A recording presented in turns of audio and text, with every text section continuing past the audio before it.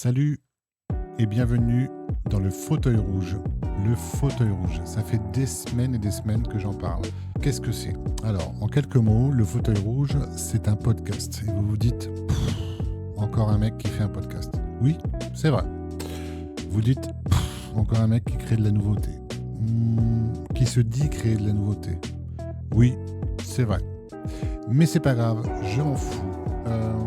J'ai décidé de faire un podcast sur les parcours de vie. Que ce soit les parcours professionnels, les parcours familiaux, les parcours perso, les parcours artistiques. J'ai décidé de faire un podcast là-dessus, sur les clichés et les paradoxes de ces parcours, avec des personnes où leur destinée était tracée et ils ont choisi d'entendre ce qui leur a été dit, mais d'écouter leur propre individu. Ce qui a donné des parcours parfois un peu sinueux, mais c'est ça qui m'a intéressé en fait. Donc, j'ai eu envie de faire partager ceci à d'autres personnes que moi. Donc c'est pour ça que j'ai créé ce fameux podcast du fauteuil rouge dans mon 7 mètres carrés. Le 7 mètres carrés, donc c'est une petite pièce que j'ai fabriquée de mes mains, qui fait donc 7 mètres carrés, et où je recevrai mes différents intervenants d'interview. Et j'y ferai d'autres choses que vous apprendrez à découvrir, que vous découvrirez au fur et à mesure de l'évolution de cette chaîne. Donc voilà, je suis vraiment ravi de lancer ce podcast, car c'est des semaines et des semaines de réflexion, de doute, et le doute n'évite pas le danger, même si c'est la peur qui n'évite pas le danger, mais le doute non plus, et du coup il faut y aller. Ça plaira pas, peu importe. Ceux pour qui ça ne plaît pas, eh ben, ils passeront leur route, et ceux qui redemanderont des épisodes, eh bien, ils seront à l'écoute du second, du troisième, du quatrième et du cinquième épisode. Voilà. Les principales choses que je voulais dire par rapport à ce 7 mètres carrés, et que je remercie déjà les premières personnes qui m'ont permis de faire les premiers enregistrements. Et donc, je vous laisse avec le premier épisode où l'on reçoit Tony. Merci à vous. La bise. Ciao. Tony. Tony, salut. Salut Nico. Merci beaucoup pour l'invitation. Bah de rien. Je vais être le premier à essuyer les plâtres, on va dire. Essuyer les plâtres, ouais. Donc, t'aimerais que je me présente ? Ouais. Donc je m'appelle Tony d'Almeida. Je suis professeur d'improvisation théâtrale depuis 25 ans. Je suis coach en prise de parole en public, confiance en soi, estime de soi et affirmation de soi. Un métier que j'adore et qui est... Enfin, de toute façon, tous mes métiers sont superbes. Je suis aussi formateur en structure de discours et prise de parole en public, technique de communication. Et je suis aussi présentateur d'événements. Voilà, comme ça la pub est faite. Donc je présente des événements qui sont autres que mes spectacles. Voilà, c'est les spectacles des autres. Et j'adore. Voilà, 4 métiers qui sont passionnants. Et voilà. Quel est le point commun de ces métiers ? Pourquoi tu distingues 4 métiers ? Est-ce que c'est pas un peu la même chose ? Est-ce qu'ils n'ont pas une fonctionnalité un peu identique ? Ils sont complémentaires. Hein. C'est toujours c'est toujours complémentaire. On est dans la transmission de l'information envers les autres. On est dans le partage. Surtout le mot partage, tu vois. Tu transmets de la connaissance. À un moment, tu arrives à un âge où tu as accumulé de la connaissance et des compétences. Et le secret de la vie, hein, depuis la nuit des temps, depuis la préhistoire encore aujourd'hui, on transmet notre savoir et notre connaissance. C'est ça, l'humanité. Et à un moment, tu arrives à un stade où c'est à toi de transmettre pour que d'autres récupèrent. Sauf que tu transmets pas à des jeunes, hein, tu transmets à tout le monde, qu'importe l'âge. Toutes les catégories d'âge. Ouais. Et même en tant que présentateur d'événements, tu transmets, tu valorises. Moi, dans ce que je fais, quand on m'appelle, j'interviewe les personnes qui sont à des stands et qui proposent des choses. Mais les gens savent pas parler d'eux en bien. Enfin, en France, ils savent pas se valoriser. Et moi, mon job, c'est de les valoriser. C'est de les faire sortir de l'ombre pour qu'elles se valorisent, qu'elles osent parler d'elles, tu vois. Et voilà, avec toute cette positivité. Voilà. Ok. Merci. Est-ce que tu as déjà eu envie de t'éteindre? Voir si tu as déjà ressenti le fait de dire j'arrête de faire semblant. Tu sais quoi? Je me suis jamais dit j'arrête de faire semblant. Ouais. Non, j'ai été intègre. Je pense qu'à ma naissance, il y avait déjà marqué le mot intégrité et liberté. D'accord. Tu vois, ouais. Okay. Ouais. C'est jamais je me suis forcé à faire quelque chose que j'avais pas envie de faire. Jamais. Et c'est pas aujourd'hui que ça va commencer. Je suis intègre jusqu'au bout. Ok. Ouais. Tu le resteras? Ouais. Ah, ça. Ouais. Okay. Ouais. Par contre, si je me permets, vas-y. C'est intéressant ce que tu dis dans ce mot éteindre. Je sais, merci. Est-ce que tu as déjà eu envie de t'éteindre? Ouais, et c'est un déclic. J'étais électricien en bâtiment, entre autres. Je n'ai pas présenté toute ma vie de l'adolescence, tout ça, mais... Tu le fais exprès avec le fait de s'éteindre ou... Oui, ouais. Parce que ce que je vais te raconter... Ah non. Non. Rien à voir. Ok. Non, on reprend le fil, pardon. Ouais, non. Excuse-moi. Non. Donc j'étais électricien donc en bâtiment et un métier que je n'ai pas aimé. Voilà, j'ai pas dit que je n'aimais pas, c'est que je n'ai pas aimé parce que moi-même je me retrouve là-dedans sur les chantiers et tout ça à 19-20 ans. Et ça me plaisait pas, mais le métier est super honorable, comme tous les métiers, mais c'était moi qui étais en mal-être et je m'entendais pas avec les gars, mes collègues, quoi. Et un jour, je suis au 8e étage d'un immeuble, ouais. Et j'ai sauvé la vie de mon collègue aussi, qui était alcoolique. Et il y avait 2 compteurs, un mec avait acheté un appartement, il fallait des 2 appartements on en fasse qu'un, donc 2 compteurs, il fallait en couper un. Okay. Il y avait l'arrivée, ouais. Et l'autre était déjà coupé. Et le matin, il me dit, tiens, c'est celui-là, on va le couper avec la pince tout à l'heure, blablabla. Comme il était alcoolique, il descendait tout le temps. Moi, je voyais pas tout ça, mais je sentais, j'avais des doutes. Et à un moment, il remonte et tout dans l'appartement, tout ça. Et puis il me dit, bon, là, on va couper, il prend la pince, il allait couper le mauvais compteur. Et je lui dis, oh, c'est pas celui-là, tu m'as dit celui-là ce matin, il me semble. Et il regarde, il fait, oh là là, putain, le mec, t'es près de la retraite. Je me suis dit, putain, waouh. Mais ça, c'est autre chose. Et ce jour-là, non, c'est pas ce jour-là, c'était dans ce chantier. Je regarde en bas j'étais au balcon, en bas de l'immeuble. C'était dans les rues de Neuilly, tu sais, Paris et tout, les quartiers bourgeois. Et je regarde en bas de l'immeuble et à travers le balcon, je regarde la rue. Puis là, j'ai une pensée. Et si je mourais? Et si là, je sautais et je mourais? Et je me suis visualisé, tu sais, en train de tomber, mais vraiment, voilà, je m'éclate et tout. Alors, c'est pas gore, hein, ce que je raconte. Non, c'est pas ça qui est intéressant. C'est de visualiser que là, qu'est-ce qui se passe après? Ok, donc je vois le film, et je vois les gens, ils viennent autour, ils gueulent et tout, il y a les pompiers, l'ambulance, voilà. Et je prends conscience mais comme ça, mais vraiment, ça a été... Mais en fait, là, je suis pas bien dans ce job. Qu'est-ce qu'il y a de pire que la mort? On imagine, je suis mort, tu sais, je me dis vraiment, je me parle à moi-même. On imagine, je suis mort là. Donc, qu'est-ce qui m'empêche? Maintenant, je suis mort. J'ai une renaissance, une sorte de chance. Et qu'est-ce qu'il y a de pire que ça? En fait, en dehors de la mort, tu peux tout faire, en fait. Qu'est-ce qui t'empêche de tout faire? Ouais, parce que t'es mort, de toute façon. Donc, si tu veux piloter un avion, qu'est-ce qui t'empêche de le piloter? Il y a rien qui peut... Tout a été fait par l'homme pour l'homme. Je prends conscience de ça. Je sais pas si c'est clair, en fait, ce que je vais dire là-dessus. Mais en fait, on peut tout faire dans la vie si on a envie. Il y a rien de pire que la mort. De ta naissance à ta mort, de ton premier souffle à ton dernier souffle, c'est toi qui choisis la vie que tu veux mener. Et c'est toi qui mets tes freins. Et c'est intéressant et ça me permet de rebondir sur une question que j'avais pas forcément, mais qui me vient là par rapport à ton discours. Est-ce qu'il y a eu un moment où t'en pouvais plus, mais que t'as quand même souri devant quelqu'un, en fait? Est-ce que t'as déjà eu ces moments-là? Parce que l'histoire de ton collègue, est-ce que c'est un parallèle ou pas? Mais est-ce que t'as déjà eu cette vision-là, en fait, cette idée-là de dire putain, j'en peux plus, et de dire allez, on y va quand même, on avance. Ça c'est tous les jours. Ouais. C'est tous les jours. C'est pas que j'en peux plus parce que t'en peux toujours. C'est même indécent de dire j'en peux plus. En France, okay. On est dans des conditions qui sont superbes. On a tout en fait. On a tout pour réussir en réalité. Ouais. L'école, la scolarité. Je dis pas que la scolarité est bonne. Il y a tout à changer dans la scolarité. Les talents. Moi j'avais du talent quand j'étais petit. Ouais. Je savais faire rire, pardon. Et ça a changé du coup ça? Non, ça va. Okay. J'en ai fait mon métier. Ça marche. Ouais. Très bien. Et j'imitais des voix. J'avais 8 ans, 9 ans, 10 ans. Voilà. Ouais. Mais sauf qu'à l'école, t'es pas là pour développer ton talent. Tu vois, t'es là pour travailler, on te transmet de l'information et t'es là pour apprendre. Mais si on avait travaillé ce talent, moi et avec d'autres qui avaient beaucoup de talent aussi, sur d'autres domaines. Sur d'autres domaines, oui, tout à fait. Bah, j'en serais peut-être pas là aujourd'hui. J'aurais peut-être fait la même chose, mais en étant déjà au sommet, tu vois. Tu aurais débuté plus tôt. Ton envie. Mais oui.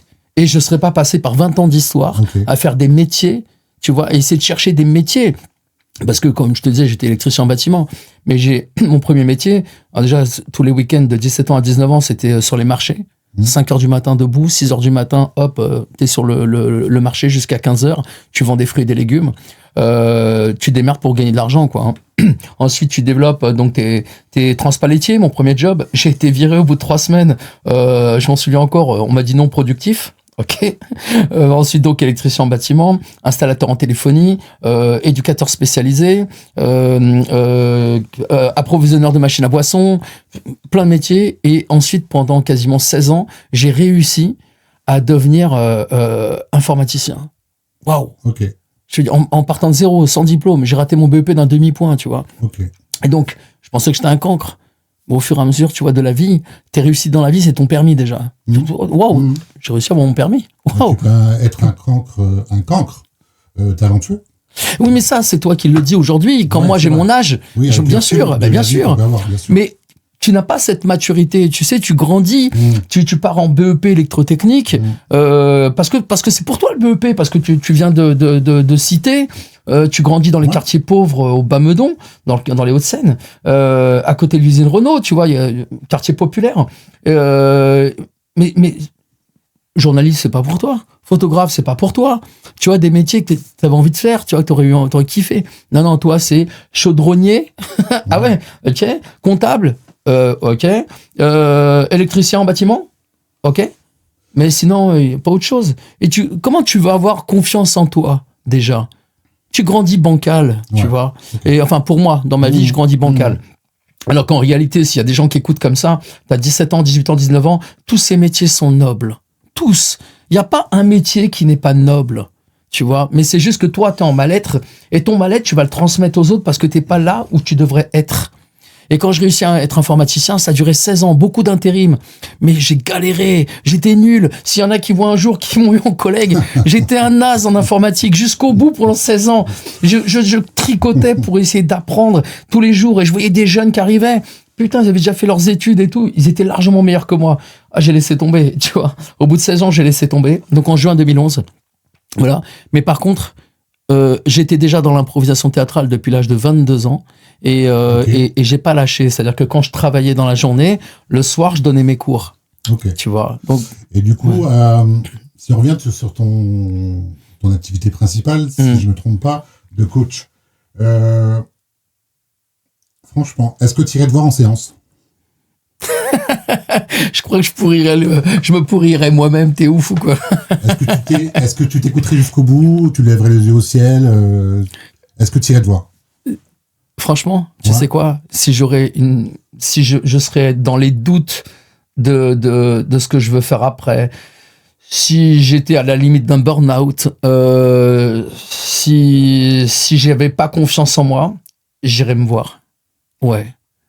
Ah ouais, parce que j'irais voir ce gars-là qui a une pêche d'enfer, qui a une positivité, qui laisse pas place à la négativité, qui est pas c'est pas du déni, hein. T'es un fan de Laurie, la positive attitude? Ouais, grave, okay. J'adore. Laurie, j'adore. Ouais, okay. Si tu m'entends, Laurie, j'adore Laurie. Ouais. Okay, ça roule. Non, ouais. Encore une fois, ça va avec l'intégrité. J'irai pas mentir à quelqu'un pour lui dire, ouais, tu peux faire ça. Non. Si c'est pas ton truc, va vers quelque chose qui t'épanouit. Ça, vas-y. Mais donne-toi les moyens de ta réussite. Et du coup, est-ce que tu crois que tu t'es déjà retrouvé à côté de ta propre sincérité, à toi? Tu peux me redire ta question? Qu'est-ce que tu veux dire par là? Est-ce que tu as déjà ressenti le fait que tu étais complètement à côté de ta sincérité dans ton job? Jamais. Non, je peux pas. Je peux pas mentir à un client. Tout à l'heure, tu as dit mon métier coach. Non, je suis professeur d'improvisation théâtrale et coach. Okay. Les deux, on a 50-50. Hein. Okay. Ouais. L'un est arrivé au stade de l'autre. C'est-à-dire que j'étais prof d'impro depuis des années, depuis 13 ans d'ailleurs à l'époque. Avant de passer une formation pour être coach. Est-ce que l'impro t'a conduit à devenir coach, à ce coaching-là? Oui. Parce que je faisais déjà des formations, donc avec les exercices d'improvisation théâtrale qui sont d'une puissance extraordinaire, d'une thérapie pour les gens, mais alors de fou. Ouais. Tout le monde devrait en faire, même depuis tout petit. Hein. Tout le monde devrait faire ça. Pourquoi du coup? Pour l'épanouissement, pour la confiance en soi, pour la prise de parole, pour oser. Ce qui est intéressant, alors on est passé sur notre question, mais ce qui est intéressant, si tu veux, si tu donnes des cours d'impro dans les collèges, par exemple, les collèges, les lycées, on s'en fout en fait de ton statut social, que tu sois riche, que tu sois pauvre, tes parents, je veux dire riche, pauvre, qu'importe d'où tu viens, nous on veut ton talent. C'est ça qui nous intéresse. Donc tu peux imaginer que tu peux avoir quelqu'un ses parents ont de l'argent, il a été bien élevé, bien éduqué, tout ce que tu veux, et un autre qui va grandir en cité, qui a été éduqué avec ses parents qui n'ont pas d'argent, qui ont d'autres problématiques. Mais les deux vont se retrouver, et sans jugement. Et les deux, ils vont pouvoir former une équipe, tu vois, les 6 même, ou les 18, ils vont former une équipe. Et c'est ça qui nous manque, en fait, en France. Pardon, je parle de la France, parce que il nous manque cette solidarité, cette fierté d'être français, tu vois, et d'être ensemble. C'est le pays où tu vis? Oui. Ouais. Oui. Ouais. Mais c'est pas, ce pays-là n'incarne pas mes idées, tu vois. Okay. Et voilà, que ce soit au niveau de l'État ou au niveau de la mentalité qu'on a. Alors, on va dire, il faut pas généraliser. Ça, c'est facile. Hein. C'est comme si on disait tout est relatif. Ouais. Pardon, mais en tout cas, à mon échelle, dans tout ce que je vois depuis des années, j'ai plus 20 ans. Non, je trouve qu'on devrait positiver les choses et être peut-être parfois des moutons noirs, tu vois, pour avoir notre propre libre arbitre de pensée. Et c'est important. Ça veut pas dire des anarchistes, hein, j'ai pas dit ça. Pas Black Blocs, tout ça, j'ai rien contre d'ailleurs aussi. Mais non, mais à un moment, être en paix. Être en paix déjà avec soi, tu vois, c'est hyper important. Arrêter de s'énerver pour tout, pour rien, être beaucoup plus tolérant. Tu sais, je voyage depuis des années, et là, pour le coup, au Sénégal, depuis 2019, un pays... Comme des RS, du coup. Tu voyages beaucoup? Ouais, je voyage pas mal, ouais. Est-ce que tu voyages plus loin que la nuit et le jour? Ouais. Ah là, c'est... Ça marche. Voyage. Okay. Chercher la suite des paroles. Okay. Et tu vas au Sénégal, pardon. Depuis 2019, ouais. Okay. Je fais une traversée, dans tous les sens du terme, une traversée des déserts. En passant par l'Espagne, par Tanger, par Marrakech, par désert du Sahara, désert de Mauritanie, fleuve Sénégal, Saint-Louis, Dakar et Popenguine, un petit village que j'ai adoré et où je découvre aussi dans ce village en fait un kiff depuis tout petit. Je suis fan de singes, tu vois, et là-bas il y a des singes sauvages. Okay. Voilà. Et j'ai passé 6 mois là-bas en 2021, la deuxième Covid là qu'on a eu. Ouais. On pouvait plus donner de cours d'impro ou de coaching. Et du coup, je passe 6 mois là-bas et je découvre donc les singes. Et au bout de 3 mois, je découvre une deuxième espèce de singe. Et là, je me wow, j'étais comme un gamin. Ouais. Tu imagines, c'est juste ouf, quoi. Et ça fait 3 ans qu'aujourd'hui, j'essaie d'apprivoiser, entre guillemets, ces singes sauvages. Ouais. Voilà, aujourd'hui, ils viennent manger dans ma main. Ils viennent à 12, 13 sur mon balcon, en fait. Et parce que je loue là-bas un appartement régulièrement. Et du coup, voilà, je les vois et je suis en train de lancer une activité de protection des animaux avec mon association qui s'appelle Planète Teranga. Okay. Donc, tu as la Ligue Pro, c'est le théâtre. Planète Teranga, ça veut dire terre d'hospitalité. Voilà, que j'ai créé pour la protection des animaux là-bas, forage, pour avoir de l'eau, tout ça. Bon, voilà. Et du coup, si tu veux, là-bas, voilà... c'est juste un pays qui est magnifique et je me retrouve plus dans la mentalité, si tu veux, dans la résilience, tu vois, la tolérance, la résilience, le détachement. En fait, tu remarques dans tous tes voyages, Inde, Maroc, Cameroun, Sénégal, autres, moins t'as d'argent, plus tu es humain. Ça, c'est énorme. Tu le retrouves en France aussi, hein, bien sûr. Hein. Ouais. Ceux qui n'ont pas d'argent sont beaucoup plus humains, ils partagent. Hein. Dans les cités, en réalité, on a une image des cités. Pardon, moi j'ai grandi en cité. J'avais mon meilleur ami qui était marocain, on allait manger, voilà, il m'invitait chez lui et tout, et on mangeait ensemble, tu vois.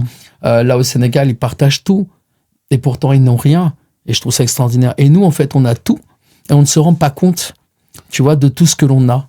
Et à un moment, je pense qu'il faut en prendre conscience pour aimer vivre, aimer être soi, et prendre une petite pilule de rien à foutre. Tu vois, Ok. à un moment, est-ce que tu as des vrais problèmes? Alors, pardon, non, je nuance quand même, hein, avec oui. beaucoup de respect pour ceux qui sont malades et tout et autres. Évidemment, il y en a qui ont des vrais problèmes, tu vois. Mais quelqu'un t'a fait une queue de poisson, tu l'insultes. Alors déjà, lui, il t'entend pas, tu te fais du mal à toi-même. Mhm. C'est ton corps et ta tête, tu es en train de leur donner du négatif. Pourquoi tu fais ça? Il t'entend même pas. L'autre, il écoute de la musique et il est en train de partir. Reste zen, reste cool. Ouais. Tu vois, c'est ça qu'on devrait apprendre. On est trop nerveux, on parle pas avec nos voisins. Regarde dans la rue, quand tu vas dans la rue, là où j'habite, là par exemple, je regarde, tout est beau. Hein. Ah, les arbres sont bien taillés, le béton il est là, il y a pas de trou, il y a pas de nid de poule. Tout est super beau. Ah merci, c'est génial. Mais il y a personne dehors. Il y a personne. Il y a aucun humain qui se parle, qui traîne dans la rue. Tu sais, alors quand je te dis humain, je te parle pas des jeunes. Hein. Je te parle de grand-mère, de grand-père, de parents, d'ados et d'enfants. Cette espèce de lotissement aseptisé. C'est ça. Ouais. Où il n'y a pas de vie, Oui. à part le végétal, et encore. Ah, c'est beau. Hein. Ouais, ah, c'est beau. Tu peux prendre une photo, c'est joli. Mais humainement parlant, t'es tout seul. T'as un problème, on sort le téléphone portable. Ouais. Waouh. Excuse-moi, t'as un problème, jette ton téléphone. Aide la personne, tu vois. Eh bien, on va rebondir sur ce mot-là, sur le mot aide. Donc, t'es proche des gens, tu es en contact perpétuel avec les gens.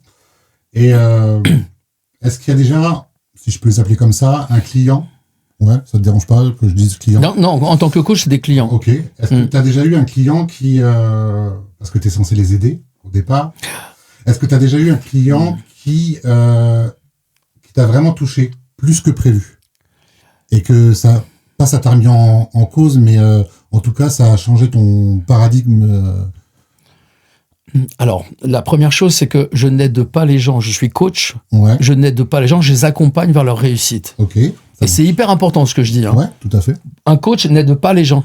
C'est eux qui vont s'aider. T'es rien pour l'aider. Okay. Toi, tu lui mets des outils en place et tout ce que tu veux, c'est qu'il réussisse. Okay, voilà. C'est lui qui travaille, c'est pas toi. Toi, t'es un feignant. Okay. Bon. Est-ce que j'ai des clients qui m'ont touché? Oui, bien sûr. En bien gros, sûr. Est-ce que tu as un client, sans le citer, mais juste pour citer l'anecdote, est-ce que tu as un client qui t'a... Comment je pourrais dire ça? Qui t'a ouvert une faille? Non, tu sais, mon vécu, il a déjà eu sa dose en fait de faille, qui m'a amené à la sagesse et la philosophie, pour de vrai. Hein. Ouais. Même en étant déjà ado, j'ai eu beaucoup de temps dans ma vie pour observer les humains, observer les animaux. Tu vois, malgré moi, hein, mais voilà, je vais pas le raconter parce que c'est perso, hein, et qu'il y a des gens qui vivent des choses même dans leur enfance et tout qui sont largement pires que ça, et que voilà. Donc moi, ça va, mais non, j'ai toujours été, si tu veux, dans cette objectivité de la vie, c'est-à-dire voir ma vie toujours avec de la hauteur, hein. Et donc quand t'as des gens qui bien sûr, qui m'ont touché par ce qui leur est arrivé, évidemment. Mais ça ne m'a pas remis en cause, ni dans ma pensée, ma manière de vivre, ma philosophie de vie. Non, je l'avais déjà depuis l'âge de 20 ans. J'ai toujours considéré qu'une entreprise, j'avais très vite compris, tu n'es qu'un pion pour une entreprise. Oui, tu sais, toi, tu fais un truc, tu corresponds pas, et on te jette. Hein. On n'a aucun remords à te jeter. Et déjà, à l'âge de 20 ans, j'ai déjà compris que moi, j'allais faire inverser les rôles, en fait. C'est qu'une entreprise, j'avais aucun remords à passer d'une entreprise à une autre. Une entreprise ou une autre, moi, le point commun, encore une fois, c'est de ma respiration, ma première respiration à ma mort, c'est qu'est-ce que je choisis de faire de ma vie, tu vois. C'est pour ça que le mot liberté, dont je parlais tout à l'heure, a déjà son importance, tu vois, dès ma naissance, liberté, intégrité, liberté, tu vois. Donc, donc ces gens-là que j'ai reçus, non, ils n'ont pas changé ou remis en cause ma manière de vivre ou d'être, non, mais je prends. T'as des gens extraordinaires, qui ont vécu des choses, malheureusement, mais c'est chacun sa vie. Et toi, t'es pas là pour sauver les gens, encore une fois. Voilà. On a chacun notre vie. Il y en a qui se mettent dedans. C'est leur vie, ils se mettent toujours dans la merde tout le temps. Tu peux essayer de faire... Ils se mettent toujours dedans. C'est comme ça, mais tu peux pas sauver le monde. Eh ben, merci, parce que la transition, elle est parfaite. Est-ce qu'il y a un moment, pour un client, où tu t'es dit, je peux rien faire pour lui? Je peux rien faire pour cette personne, et ça t'a fracassé, quoi. Ou ça t'a impacté sans forcément te fracasser. Non, ça t'impacte quand tu peux rien faire. Sachant que moi, je suis un battant dans la vie. Mais encore une fois, tu ne peux pas faire à la place de l'autre. C'est comme ça. Ouais. Tu dois accepter. Si t'as pas compris ça, arrête ton métier. Si t'es un métier qui est tourné vers les autres et que tu vois qu'à un moment ça bloque, arrête. Tu ne peux pas sauver le monde. C'est les gens, il y a que eux.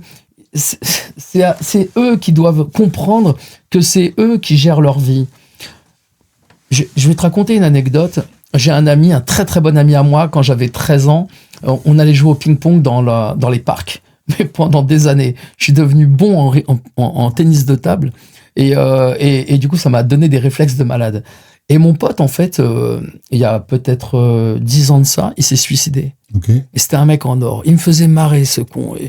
Et je vais pas raconter pourquoi, mais il y avait un truc comme ça. Mais je me suis tapé des barres abdominales à cause de lui, quoi. Et quand j'ai appris un jour qu'il s'est suicidé, je me suis dit, mais pourquoi? Comment on peut en arriver là? Alors, ça a été une rupture avec sa copine. Ça a été une douleur, une souffrance. Mais comment on peut arriver, sur 2 points, à mettre fin à sa propre vie? Et comment on peut ne trouver personne à ce moment-là qui va te tendre la main et te dire, OK, je vais t'accompagner même, mec, vers cette douleur, afin qu'elle s'atténue. Tu vois, ça c'était un truc marquant dans ma vie. Tu vois, tout à l'heure tu disais aussi, est-ce qu'il y a des choses qui ont marqué ta vie aussi? Alors c'était pas un client, c'était un très bon ami. Ouais. On s'est perdu de vue depuis des années. Mais quand j'ai appris ça, je me suis dit c'est pas possible. Comment on arrivait, genre, je sais pas, on était en 2016, 2018, un truc comme ça, je sais plus. Comment on peut en arriver là aujourd'hui? Tu te rends compte notre société comment elle est? De là à supprimer ta propre vie parce que t'es en souffrance et donc t'as trouvé personne, même pas un ami avec qui pouvoir parler, tu vois. Et aujourd'hui, c'est un truc... D'ailleurs, il y a des gens qui me disent, mais ça te saoule pas d'écouter les gens qui ont des problèmes? Et ce à quoi je réponds, tu sais, ça me saoule pas d'une part. C'est quelque chose de naturel chez moi.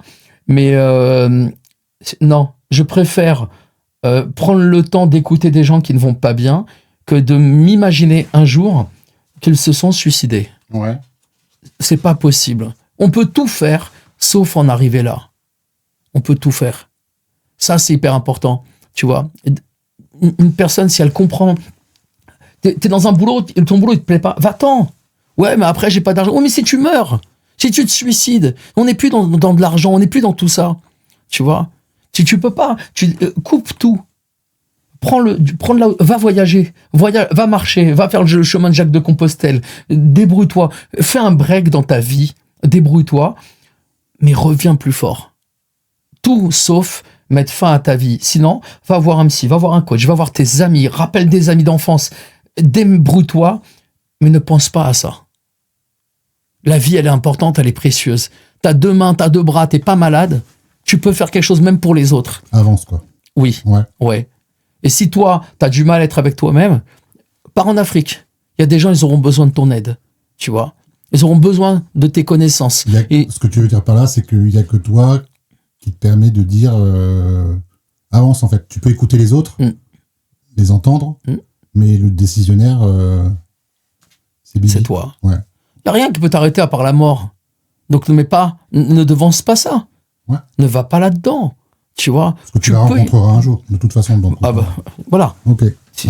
Voilà, on ne peut pas. Mais encore une fois, je comprends pas comment on peut avoir cette pensée-là, tu vois. Voilà, sans que ce soit une maladie, j'entends, hein, mais comment on peut en arriver là? C'est triste quand même, tu vois. Je te dis, il y a des gens, ils ont tellement rien quand tu voyages que ne serait-ce que ton sourire, même si tu voyages et que tu pars.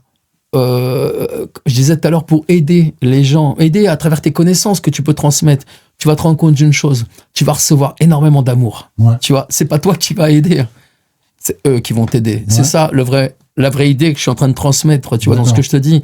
Pars et regarde ce qui se passe. Tu arrives à transmettre dans ton job actuel en France? Ouais. Il y a pas longtemps, encore jeudi dernier, je transmettais ça dans un after work. Ouais, ok. Et vraiment, j'entends tu sais, en tant que coach en prise de parole en public. Donc, after work, tu peux expliquer en 2 secondes? Oui, c'est after work, après le travail, on se retrouve pour du réseautage. Okay. Donc, des auto-entrepreneurs, chefs d'entreprise et autres qui vont réseauter. Hein. Ils vont échanger leurs cartes. Sauf que dans les after work, tu dois te présenter. Ouais. Donc chacun va passer un par un. C'est pas systématique, mais là où je suis allé, c'est pour un organisme de formation que j'aime beaucoup et avec qui je travaille depuis 11 ans. Ce sont des clients. Hein. Et en fait, quand je vais à leur after work, j'y vais moi-même pour me présenter, aller prospecter, tu vois. Ouais. Mais quand j'entends les gens, quand ils se présentent, ils ont des très beaux projets. Tout est honorable, encore une fois. Mais ils savent pas se présenter. Oui, ils parlent doucement. Tu vois, ils savent pas, ils ont pas les techniques, ou en tout cas, ils ont été tellement, si tu veux, sabrés par la parole, parce que tu sais que il faut lever le doigt à l'école, hein, pour prendre la parole, hein. Ouais. C'est une catastrophe, c'est le truc le plus castrateur du monde, tu vois. Lever le doigt. Donc, on peut t'apprendre justement à t'exprimer, mais à écouter. Si quelqu'un parle, attends ton tour. Mais à perdre de ta spontanéité, quoi. Le doigt, complètement. Demander l'autorisation d'utiliser ton organe naturel. Waouh. Là, on a un problème, tu vois. Voilà. Et du coup, tu grandis comme ça. Et les gens que je reçois, c'est des gens, parfois, qui ont fait des burn-out et autres, mais parce qu'ils ont eu un manager, ils ont eu un chef d'entreprise qui les a castrés. Tu vois, c'est cet effet castrateur qui fait que toi, t'as pas su quoi répondre, mais quand tu rentres chez toi le soir, quand t'es en voiture, tu dis j'aurais dû répondre ça. Putain, mais je suis vraiment une merde. Et les mois passent, et tous les jours passent, et les semaines passent, et toi tu te dis je suis une merde. Mais à qui tu t'en prends le soir? À tes enfants, à ton mari ou à ta femme. Tu t'en prends pas aux bonnes personnes. Alors qu'en fait, si tu sais parler, si t'apprends à parler, à t'exprimer, si on arrête de dire lever le doigt pour parler, tu vois, tu vas me dire ouais, mais il faut quand même de la discipline. La discipline, elle est naturelle. Si quelqu'un parle, tu lui apprends l'écoute et tu lui apprends à s'exprimer. Ne lui apprends pas à demander l'autorisation. Ça peut être une arme de destruction massive, hein, la parole. Oui. Ouais, mais dans le bon sens du terme aussi, et autant que dans le mauvais. Oui. Dans le sens où ça permet de te faire avancer, la parole. Oui. Elle est importante, la parole, parce que, tu sais, en analyse transactionnelle, par exemple, quand tu as des personnes qui vont te parler comme si t'étais comme si eux étaient un papa ou une maman qui parle à leur enfant, alors qu'excuse-moi, t'as quel âge? T'as 40 ans? T'as 40 ans, et là, on va te parler comme si t'étais un gamin parce que t'as fauté à ton travail, ou t'as fait un truc qui était pas bien, mais toi, t'as pas confiance en toi, tu vois, et t'oses pas répondre. Et du coup, tu repars, oui, papa, oui, maman. Mais qu'est-ce que c'est que ce truc? On est où, là? On dit les mots sont une arme, ne pas les connaître te désarme. Ouais. Apprends les mots, apprends la culture, apprends le vocabulaire, apprends à t'exprimer et ose t'exprimer. Ça veut pas dire révolte-toi. Non, c'est-à-dire pose-toi. Arrête de laisser les autres, en fait, te parler comme si tu étais un enfant. Tu n'es plus un enfant. Tu es devenu un homme, tu es devenu une femme. Voilà, tu as le droit de t'exprimer. Tu as le droit de dire, moi, ça me gêne ce que vous m'avez dit. Ne me parlez pas comme ça, s'il vous plaît. Ouais. Ça, je l'ai compris à 20 ans. Ouais. Et tu parles de ça, et cette idée de pas oser prendre la parole. Et toi, dans ton job, est-ce que tu as eu honte une fois de ton job? Est-ce qu'il y a un jour, tu t'es dit, parce que, à titre personnel, je trouve qu'on voit coach avec tous les orthographes possibles, avec toutes les fonctions possibles, avec tout possible. Tu peux être coach en production de tomates, c'est génial, c'est un super concept. Ouais. Et du coup, toi, est-ce que tu as déjà eu honte de dire, moi, je suis coach? Non, j'ai pas eu honte. Moi, c'est assumé. Tu sais pourquoi? J'ai dit tout à l'heure, 13 ans en tant que prof d'improvisation théâtrale, j'avais déjà formé plein de gens. J'avais déjà lancé en fait 2-3 stages en fait en développement personnel à travers les exercices d'impro.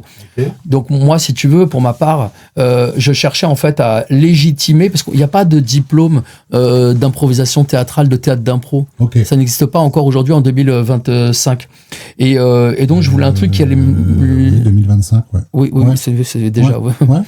Et je voulais un truc qui allait me légitimer, en fait, pour continuer de faire ce développement personnel des gens. Donc, je voulais être formateur, parce que je cherchais quoi faire. Tu penses qu'en France, s'il n'y a pas de diplôme, t'as longtemps été pas légitime parce que t'avais pas de diplôme? On n'a pas reconnu tes compétences? Non, jamais c'est arrivé. Jamais, okay. Mais après, ça se voit. Genre, si t'es mauvais, ça se voit. Si t'es un clown, ça se voit. Enfin, un clown, j'ai rien contre les clowns. Mais si tu tiens pas la route, ça se voit direct. Ok. Voilà. Ça marche. Moi, je connais quand même 13 ans en tant que prof d'impro. Tous mes exercices de comédien, d'improvisation sont juste, mais fatals pour les gens. Ouais. C'est d'une puissance, c'est plus le même. Et aujourd'hui, en tant que coach, donc, j'ai passé une formation à Paris, pendant 1 an. Et je suis devenu coach. Sauf que tu sais quoi? C'est un peu comme des gens que je reçois encore aujourd'hui, que je vois.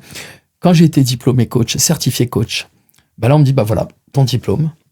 Moi, j'attends, je me dis, super. Et oui, qu'est-ce que tu veux? Et J'ai pas...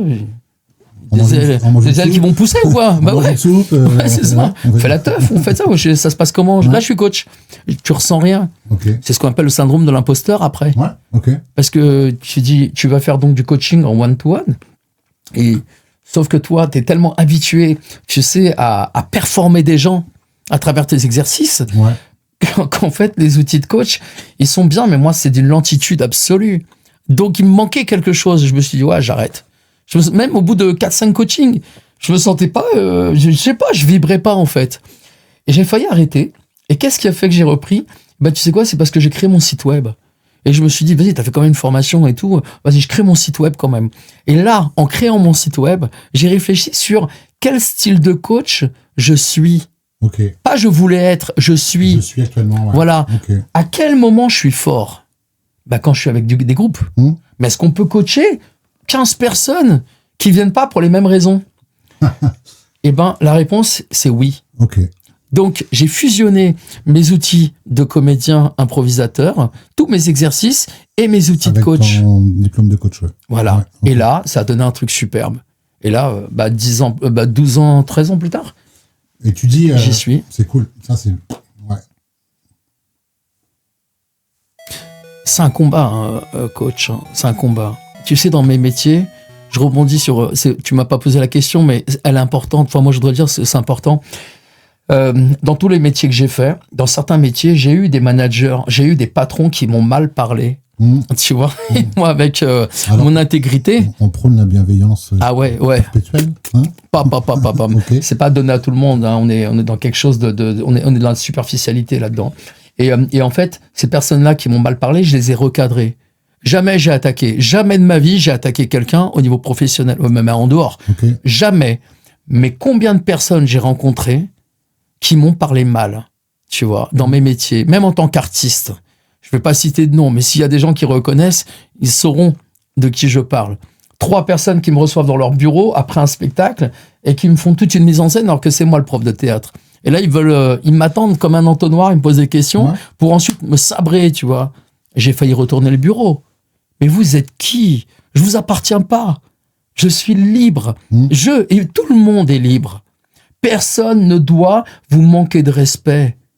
On peut pas vous parler mal. Les gens, on peut pas. C'est inacceptable et inadmissible. Même d'oser imaginer que tu peux parler mal à quelqu'un qui est en face de toi. Là, toi, pas malgré, par rapport à tout ce que tu as dit précédemment, est-ce que tu te considères comme un être libre, comme une personne libre actuellement? Ouais. Libre dans un état qui est maquillé, quoi. On n'est pas en démocratie, hein. On est en autocratie là aujourd'hui, hein. Et il y a 2-3 phrases. Tu parlais si tout s'arrêtait. Et du coup, j'aimerais revenir là-dessus. Et imagine, t'as plus de coaching, t'as plus d'activité, t'as plus de réseau. Ouais. Tu redeviens qui? Électricien? Non. Tu vaux quoi, quelque part, tu vaux quoi sans utilité? Je vaux quoi? Je vaux une nouvelle porte qui s'ouvre. Ok. Je vaux, hein, j'ai bien dit, je vaux une nouvelle porte qui s'ouvre. Mais je vais développer d'autres choses. Là, j'imagine, si tu me dis ça, je suis malade. Tu vois, je peux plus bouger, je suis en fauteuil roulant, je peux plus bouger, je peux plus rien faire, ou je suis une plante. Là, je peux rien faire, là, ok. Là, on est d'accord. Mais là, c'est pas le cas. Encore une fois, ça revient à ce que je disais tout à l'heure. J'ai plus rien. Tu sais quoi? La porte, elle est ouverte, je peux tout faire. Ouais. C'est extraordinaire. Et tu me dis que tu dois piloter un avion dans 1 an. Vas-y, on y va. Parti, ok, je vais bosser, hein, ça c'est sûr. Hein. Ouais. Je sais que pendant les 365 jours qui arrivent, par contre, tu as intérêt à me donner un objectif final qui vaut la peine. Hein. Il nous faut toujours. Quand je me réveille le matin. T'as besoin de ça. Tout le monde a besoin d'un objectif. Pourquoi tu te lèves le matin? C'est quoi qui te fait vibrer? Parce que la vraie question, c'est que si tu te lèves le matin et que tu n'as pas d'objectif, c'est que tu n'es pas au bon endroit. Ok. C'est important. Tu vois, si tu fais un métier qui t'épanouit, mais là, tu kiffes. Voilà pourquoi tu te réveilles le matin. Mais si tu fais un métier, bah tu le fais parce que tu as un crédit sur le dos, tu as tout ça derrière. Mais en fait, vends ta maison. Vends ta maison, vends tout. Vends tout ce qui te menotte, vends-le. Sois libre. Tu vois, ça c'est important. C'est vrai. On se met nos propres chaînes. Tu sais, j'ai acheté une maison, faut la retaper là, entièrement en 2019. J'ai acheté mes chaînes, tu vois. Mais là, je me débrouille pour la retaper. Après, si j'en ai marre, je la revends. Ma liberté, elle est là. Tu vois. À 40 ans, j'ai été propriétaire de mon premier appartement. Enfin, mon premier, j'en ai qu'un appartement. Moi, propriétaire. Moi, waouh. Putain. Moi pardon pour le gros mot, mais moi qui ai cherché dans ma vie à faire un métier, tu vois, qui allait me plaire, m'épanouir et tout. J'ai mis 20 ans pour y arriver. Et un jour, je me retrouve propriétaire. Tu sais, tu peux pas t'imaginer. Alors, l'agence... Est-ce que tu perds pas un peu de ta liberté? Est-ce que Justement. Tu te mets pas un peu tes chaînes quelque part? C'est là que tu comprends. Quelques années après, quand tu vois les charges de copropriété et tout ça. Attends, j'achète mes chaînes, là, ou quoi? Je suis en train de m'attacher moi-même. Je suis en train de tout revendre, là. Je revends tout. Je vais partir au Sénégal. La liberté, elle est là-bas pour moi. Tu vois. Moi, c'est avec les singes que je veux développer des choses. Et puis, je veux monter une école d'improvisation théâtrale et prise de parole en public. À 300 mètres de l'océan. Et la vérité, je te le dis aussi, j'ai envie d'acheter un Zodiac. Tu sais, les Zodiacs des pompiers chez nous, les gros Zodiacs. Et j'ai envie de faire du taxi boat ou bien du tourisme, en fait, avec un Zodiac, avec des gros moteurs. Du Zodiac. Non. Un Zodiac. Ok. Vas-y, je sors. Il me fatigue. Ok. Non, qu'on visualise bien la chose. Ouais, non. Voilà. Je suis pas un chevalier du tout, d'ailleurs. Non. Mais tu vois le truc. Mais je vais y arriver. Je vais l'acheter, mon Zodiac. Parfait. Eh ben, ça sera la dernière phrase de l'interview. Enfin, en tout cas, du questionnement. Et je vais essayer au fur et à mesure des épisodes, d'avoir un gimmick pour tous les invités et finir par ça. Si ta vie était un titre de film. Va, vie et deviens. Pardon, j'ai pas entendu. Va, vie et deviens. Ok. Ouais. J'ai eu le frère du réalisateur il y a très longtemps en arrière, en tant qu'élève, en impro. Et c'est son frère qui a un nom pas polonais, mais enfin voilà. Bon. Et c'est le réalisateur de ce film-là. Et j'adore ce titre, Va, vie et deviens. Ok. Ouais. Ça aurait pu être la cité de la joie aussi, tu vois. Mais c'est ce que je souhaite à tout le monde. Ça marche. Un dernier mot? Un seul mot. Liberté. Et moi, ce sera sandwich. Merci à vous. Merci Tony. Avec plaisir. Vraiment avec plaisir.